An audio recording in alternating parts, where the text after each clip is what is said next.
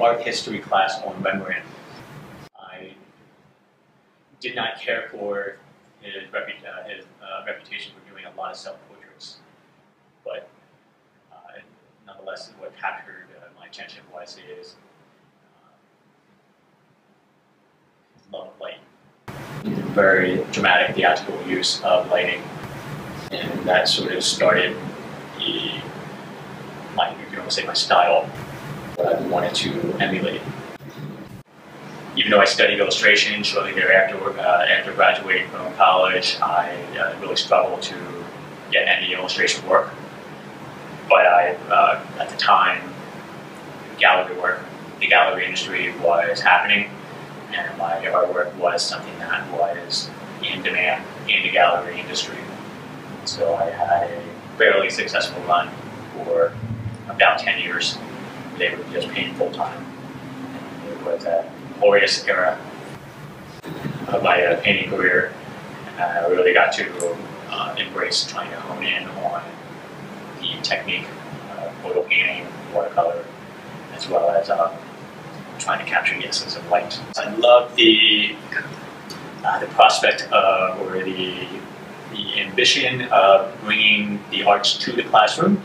It is commonly an issue of trying to get the students to try and be able to gain exposure to culture, let alone the arts of any sort. And it's just a wonderful idea of trying to get students exposed to not necessarily just the finished piece of work, but as well to know what artist, or we almost could say a draftsman, goes through in trying to create something that does not require a computer screen.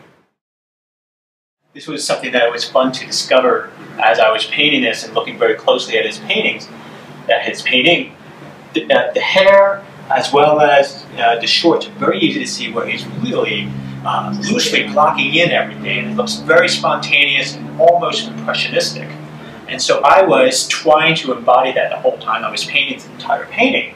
And then when I started to get into areas such as this hand, and especially on this foot, you can look at the original, we'll call it the printout, and you see it's intensely rendered, like very tightly rendered.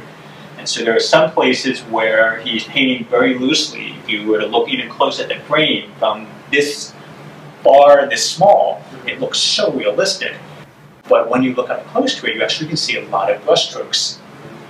And you can even see how it's, for lack of a better term, loosely applied. And so it's been a challenge for me to not go against my instincts of wanting to blend things very smoothly and make things hyper-realistic, trying to keep with his almost like loose painterly feel.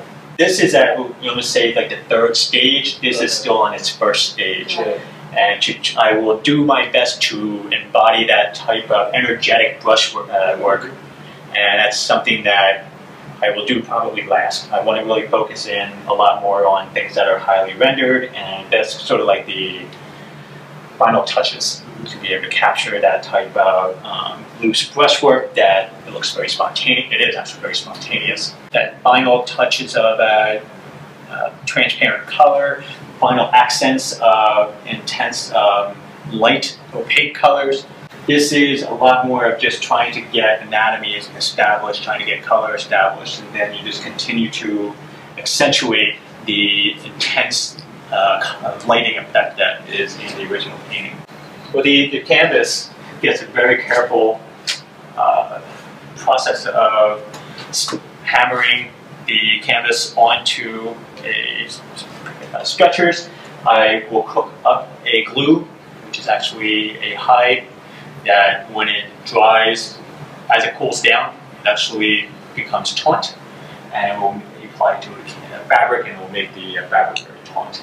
Then there becomes a series of layering of a oil-based primer, usually approximately 4 to 20 layers can be placed on in order to try and get it as smooth as possible.